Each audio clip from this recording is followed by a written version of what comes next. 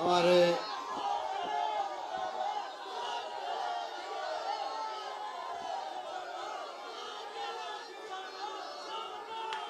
हो गया। बहुत धन्यवाद आपका, शुक्रिया। समय कम है, अभी हमारे वक्ता और बोलेंगे।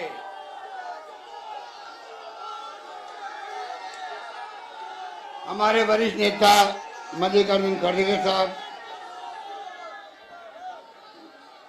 चौधरी जी अधीर रंजन, हमारे संगठन महामंत्री केसी वेणुगोपाल साहब, हमारे भाई भूपेश बघेल जी मुख्यमंत्री छत्तीसगढ़,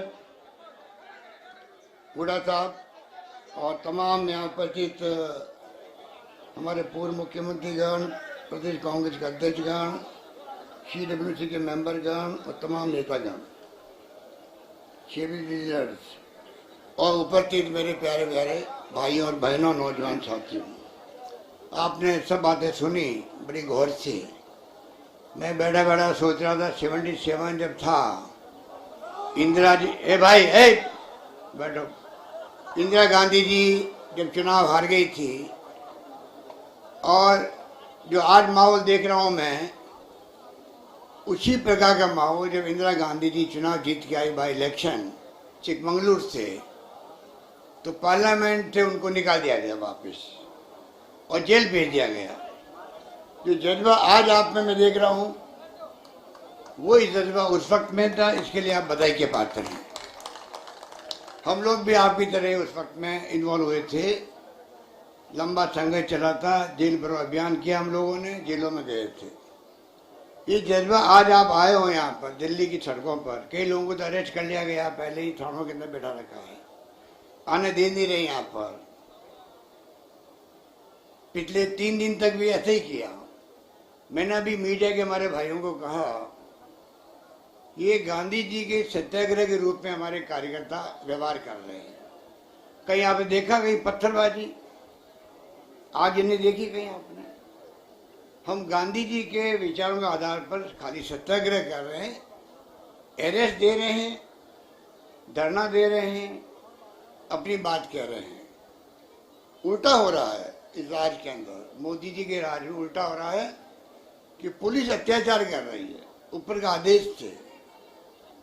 पुलिस नहीं चाहती है कि हम कोई मिसबिहेव करें।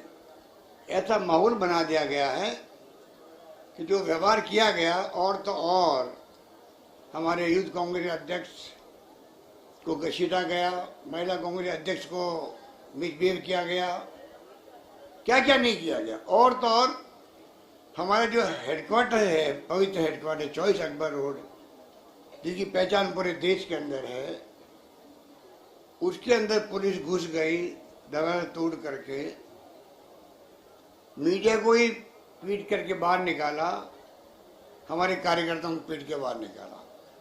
इतिहास में आज तक कभी नहीं होगा। मैंने मीडिया के साथियों को कहा, सरकारें अलग अलग प्रदेशों के अंदर अलग अलग पार्टियों की है, क्या वो भी अगर बीजेपी के दफ्तर जो है वहां पर राज्यों में जो व्यवहार आपने दिल्ली में किया है, अगर वो व्यवहार करने लग जाए तो क्या स्थिति बनेगी? ये लोग फासिस्ट ही हैं। जिंदगी में कभी इन्होंने लोकतंत्र में यकीन नहीं किया। मोदी जी हो, अमित शाह जी हो, पूरा इनका कुनबा हो, ये खाली लोकतंत्र का मुखौटा पहन के राजनीति कर रहे हैं। इनका कोई संबंध लोकतंत्र से नहीं है, वरना ये हरकतें कभी नहीं करते।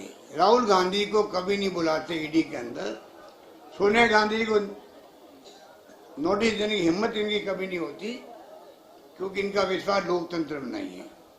हमारे वक्त में जो आरोप लगते थे, मुख्यमंत्री पे लग गए, मुख्यमंत्री का इस्तीफा, कांग्रेस लोग सोचते थे कि जब मीडिया में कोई इश्यू बन गया है, पब्लिक में इश्यू बन गया है, तो पब्लिक क्या कहेगी, लोग क्या कहेंगे? लोग हमारे माई बाप होते हैं। और सीधा इस्तीफा मुख्यमंत्रियों का, रेल मंत्री का, कानून मंत्री का, गृह मंत्री का, ये होता है लोकतंत्र की मूल भावना। और ये इतने बेशर्म लोगों से राज कर रहे हैं, इनको कोई मतलब नहीं कि लोग क्या कहेंगे। खाली ध्रुवीकरण करके हिंदू के नाम पे, मुस्लिम के नाम पे आप राजनीति कर रहे हो। इस देश को कहाँ ले जाना चाहते हो? 76 साल पहले देश क्या था?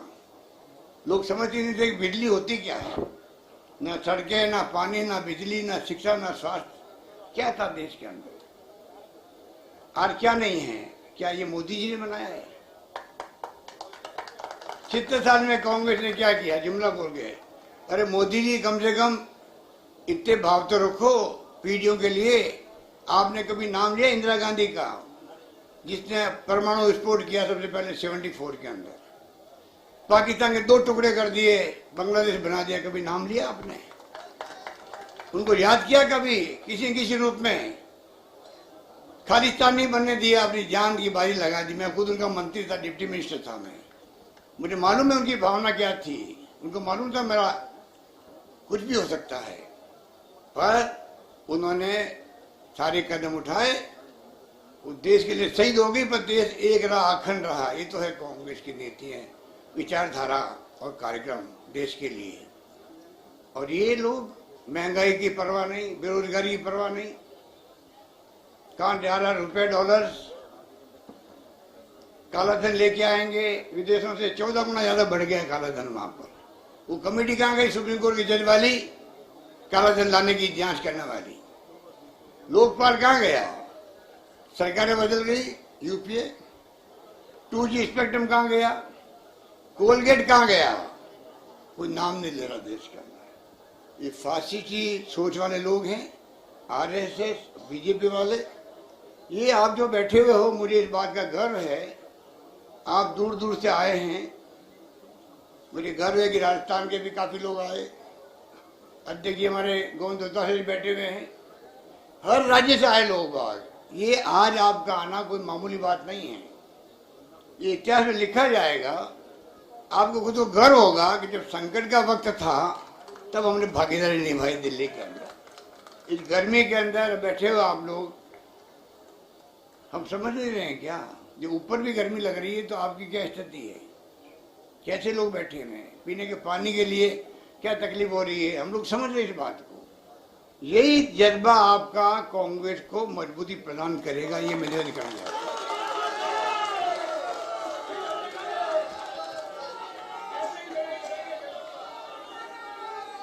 इस परिवार ने, आप सोचिए, इस परिवार ने सब कुछ दे दिया देश को। मोतीलाल नेहरू के वक्त से ही आनंद भवन, आप मैंने कई लोगों ने देखा होगा जाकर आनंद भवन, गांधी जी वहीं बैठ करके आंदोलन चलाया था उन्होंने, उसको दान दे दिया देश को। सब कुछ दान दे दिया। प्रधानमंत्री बनने का मौका आया तो सोनिया गांधी ने कहा मैं नहीं बनूंगी, डॉक्टर मनमोहन सिंह जी को बनाएंगे। कोई छोड़ता पद को? और ये इन लोगों को शर्म ही नहीं आती है। ये ईडी, इनकम टैक्स, सीबीआई दुरुपयोग कर रहे हैं भयंकर। पूरे देश के अंदर छापेमारी हो रही है, डरा रहे हैं लोगों को। अरे इनको कहो तुम कायर तुम लोग हो। कांग्रेस एक एक कार्यकर्ता हिम्मत और साहस वाला व्यक्तित्व धनी है। कायर तुम लोग हो, डराते हो इनकम टैक्स से, सीबीआई से, ईडी से। हम डरने वाले नहीं हैं। जैसी उदयपुर डिक्लेरेशन हुआ और जन जागरण अभियान की घोषणा की वेणुगोपाल जी ने, अजय माकन जी ने, और 9 अगस्त से और 2 अक्टूबर से भारत जोड़ो, जहाँ राहुल गांधी के नेतृत्व में कश्मीर से कन्याकुमारी तक यात्रा निकलनी थी, भारत जोड़ो। बीजेपी और एनडीए गवर्नमेंट घबरा गई। ये जो तमाशे हो रहे हैं आपको, राहुल गांधी के नोटिस, 4 दिन लगातार पूछताछ, सोनिया गांधी के नोटिस कि सोनिया गांधी जी तो अभी भर्ती अस्पताल में, इनको शर्म भी नहीं आती है। अगर प्रधानमंत्री जी फोन कर देते सोनिया गांधी को तभी पूछने के लिए, तो उनका क्या बिगड़ता? आप तो उल्टा पूछने के बजाय उनको नोटिस दे रहे हो। आप ईडी में हाजिर होइए। आप शर्म आने की बात है। क्या जा रहा देश, कहाँ जा रहा है? इस देश में जो माहौल बन गया है, किसी को नहीं मालूम ये देश किस दिशा में जा रहा है, किस दिशा में जाएगा, किसी को नहीं मालूम। इतना भयंकर असंतोष है, हिंसा का माहौल है, तनाव का माहौल है, ये लोकतंत्र के लिए शुभ संकेत नहीं है। ये हमारी लड़ाई विचारधारा की है, कोई बीजेपी से या मोदी जी से किसी से कोई व्यक्तिगत दुश्मनी नहीं है, हमारी दुश्मनी नहीं है। वो हमें दुश्मन मानते हैं। कांग्रेस मुक्त भारत बना देंगे। अरे आप लोगों के बाप दादा आ जाएंगे तो कांग्रेस मुक्त भारत नहीं बनने वाला है।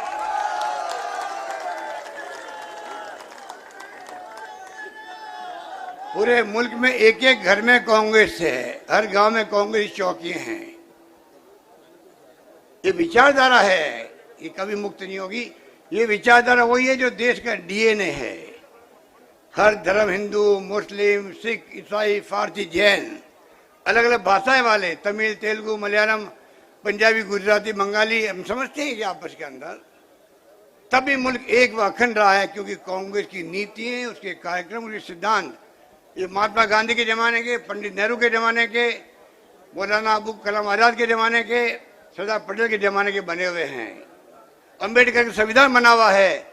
आज संविधान से देश चलता है, कानून से देश चलता है। ये उससे नहीं चलाना चाहते हैं, ये अपनी सोच से देश चलाना चाहते हैं, और सोच बड़ी खतरनाक है। ये तो झलकी है, आपको पता नहीं इनके दिमाग में क्या क्या है। अब ये जो अग्निपथ लेके आए हैं आरएसएस और बीजेपी, जो अभी आतंक मचाया हुआ है करप्शन के अंदर, आप कल्पना नहीं कर सकते। अगर आपके कोई रिलेटिव मिलने वाले नौकरी में हो, इनकम टैक्स में, ईडी में, सीबीआई में, कहीं पे पूछिए 10 गुना ज्यादा करप्शन बढ़ गया देश के अंदर। लूट रहे हैं देश को ये लोग। इसे लोकपाल की बात नहीं करते हैं, काला धन की बात करनी छोड़ दी इन्होंने। कहां जा रहा मुल्क, जा रहा है। अरे लोकतंत्र में प्यार, मोहब्बत, भाईचारा होता है, कोई दुश्मनी थोड़ी होती है। पर आज जिस प्रकार का माहौल बनाया है बड़ा खतरनाक है। मैं ये उम्मीद करता हूं आप जो आए हो, हर जिले में आंदोलन हुए देश के अंदर राहुल गांधी जी के समर्थन के अंदर। कहीं हिंसा हुई है, कहीं आगजनी हुई है? आप बताइए, जिस प्रकार अग्निपथ के नाम से जो योजना इनकी बनी है, खतरनाक योजना बनी है, खतरनाक योजना बनी है। 25% को परमानेंट करेंगे, बाकी को घर भेज देंगे। हालात बड़े गंभीर है। नेशनल हेराल्ड चलाने के लिए हम लोगों ने कहा था सोनिया जी को, एक अखबार जो इतिहास में दर्ज है, जिसका नाम 1937 से शुरू हुआ, 42 से 45 तक अंग्रेजों ने रोक लगा दी, बैन कर दिया उस अखबार को। धीरे धीरे तमाम अखबार कमजोर हो गए हैं देश के अंदर। ये अखबार वाले तो अपने संवाददाताओं को, किसी को तो नौकरी से हटा रहे हैं, किसी की तनख्वाह कम कर रहे हैं। तो नहीं मालूम है कि स्थिति क्या है देश के अंदर अखबारों की। अगर हम लोग सोचे नहीं हमारा अखबार भी निकलना चाहिए, नेशनल हेराल्ड मजबूत होना चाहिए, वो कमजोर हो गया है, तनख्वाह देने के लिए पैसा नहीं है, और कानून के अंतर्गत कोई पॉलिटिकल पार्टी अपने अखबार को पैसा दे सकती है जो उसकी विचारधारा को आगे बढ़ाए। ऑब्जर्वर है, 5 जने हैं, कौन पैसा उनको दे रहा है? हालांकि पैसे की कमी तो है नहीं, लूट रहे हैं पूरे मुल्क को। इलेक्शन बॉन्ड उनके खाते में 98%, डरा के धमका करके। ये जाएंगे चंदा मांगने किसी के इंडस्ट्रीज के यहाँ, पीयूष गोयल जी, तो पता है क्या कहेंगे? आपका नाम सेलेक्ट हो गया है, मतलब आप बहुत लक्की हो, प्रधानमंत्री ने आपका नाम केले करके चंदा लेने के लिए। वो कह गए लो चाय पियो, क्या करना, बताओ क्या करना? कि 25 देना पड़ेगा आपको। 25 वो लाख वाला नहीं, करोड़ वाला। आगे वाला कह रहा है, आप देखो अभी स्थिति खराब है, कोरोना है, ये है वो है, तो मैं 15 दे पाऊंगा। नहीं फिर छोड़ो, मतलब धमकी। ये देश का तरीका है चंदा लेना इन लोगों का। कांग्रेस बिना साधनों की लड़ाई लड़ रही है, कांग्रेस बिना साधनों की लड़ाई लड़ रही है, और ये लोग लूट रहे हैं देश को। पूरे देश में अपने ऑफिसर बना दिए इन्होंने, जमीन ले करके।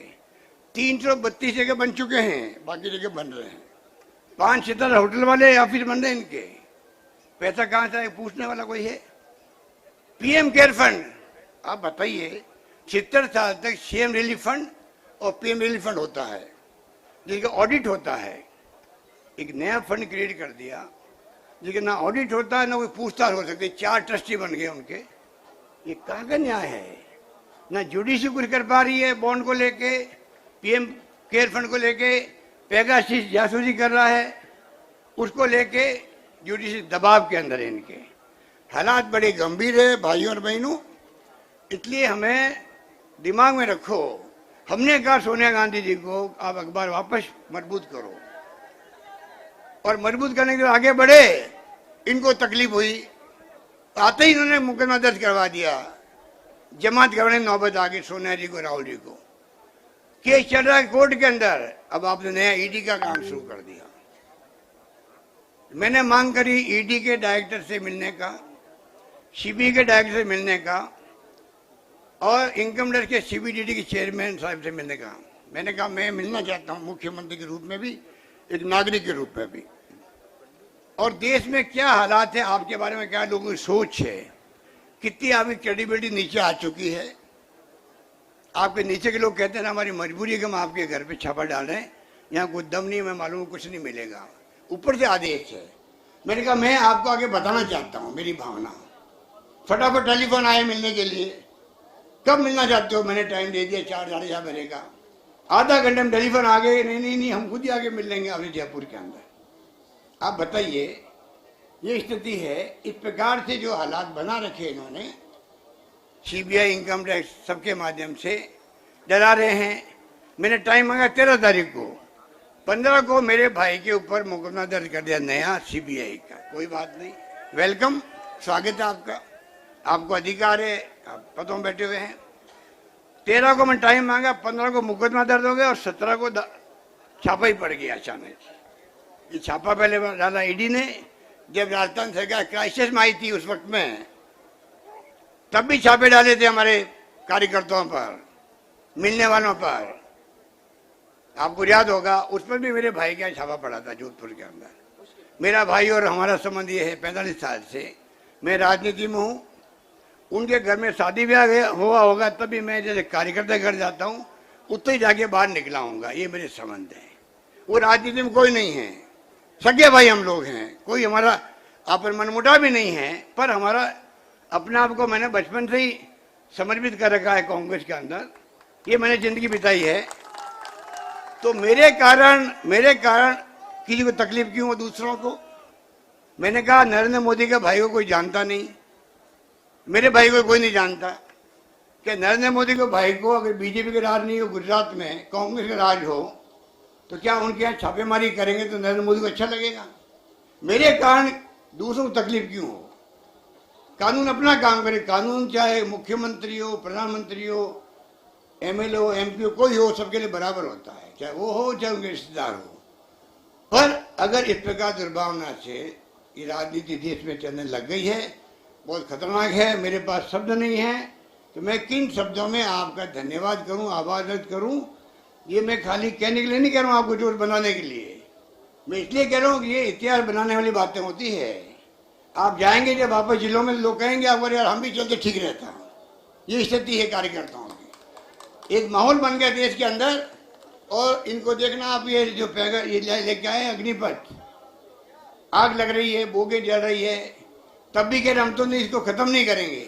ये नहीं कह रहे भाई हम बात करने के तैयार है नौजवानों से, हम बात करने के तैयार है एक्स फौजियों से, रिटायर्ड जनरल से, कर्नल से बात करने के तैयार हैं, उनको समझाएंगे, कन्विंस करेंगे। ये नहीं कह रहे हैं, सीधा बस हम तो इसको लागू करेंगे, पीछे नहीं हटेंगे। ये लोकतंत्र है क्या? इसलिए भाई और बहनों मैं आपको इतना कहना चाहता हूँ, हिम्मत रखो, हिम्मत रखो। आपकी भूमिका इस देश के लिए बहुत जरूरी है, देश को बचाने के लिए बहुत जरूरी है, देश से लोकतंत्र को बचाने के लिए बहुत जरूरी है। ये दिमाग में रखो, हम अपना कर्तव्य पूरा कर रहे हैं। ये लड़ाई विचारधारा को मजबूत करने की है, ये हमारी विचारधारा को खत्म करना चाहते हैं। ये लड़ाई है हमारी कोई दुश्मनी नहीं है। ये बात कहता हूँ मैं आयोजकों को, वेणुगोपाल जी को, शक्ति सिंह जी को, तमाम साथियों को धन्यवाद दूंगा कि आपने समय समय पर हमें गाइड किया। और जब जब राहुल जी को बुलाया गया है डटे रहे हमारे कार्यकर्ता। रात को 12-12 1-1 बजे तक छोड़ा गया थानों से उनको। पानी खाना पीने का प्रॉब्लम है, हमें मालूम है, पर कोई हिम्मत नहीं आ रही है आपने। आगे भी हमें लंबी लड़ाई लड़नी पड़ेगी, लड़ेंगे। जेल भरो अभियान करना पड़े तो जेलों में जाएंगे, हम लोग सब जेलों में रहेंगे, ये मैं निवेदन कर जाता हूँ। यही बात कहता हुआ मैं आपको बहुत बहुत आप सबका धन्यवाद। जय हिंद, धन्यवाद।